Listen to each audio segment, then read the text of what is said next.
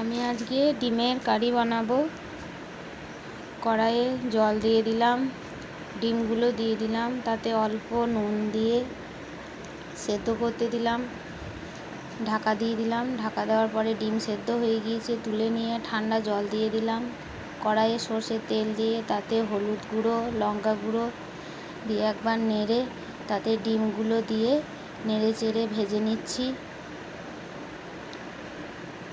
আমার ডিম ভাজা হয়ে গিয়েছে, তুলে নিলাম ডিমগুলো।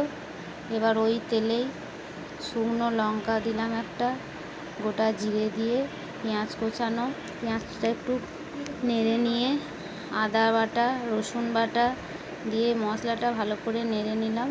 তাতে অল্প হলুদ গুঁড়ো দিলাম, লঙ্কা গুঁড়ো দিলাম, জিরে গুঁড়ো, ধনে গুঁড়ো দিয়ে অল্প জল দিয়ে মশলাটা ভালো করে কষতে দিলাম। তেল ছেড়ে গিয়েছে, তাতে মগজদানা বাটা, ফ্যাটানো টক দই দিয়ে মশলাটা ভালো করে নেড়ে চেড়ে কষতে দিলাম। কষতে দেওয়া দিয়ে অল্প জল দিয়ে মশলাটা ভালো করে নেড়ে নিচ্ছি। এবার মশলাতে তেল ছেড়ে গিয়েছে, তাতে ভাজা ডিমগুলো দিয়ে দিলাম, অল্প জল দিয়ে দিলাম। এবার অল্প নুন দিলাম, অল্প চিনি দিলাম। চিনি দেওয়ার পরে ঢাকা দিয়ে মশলাটা হয়ে গিয়েছে।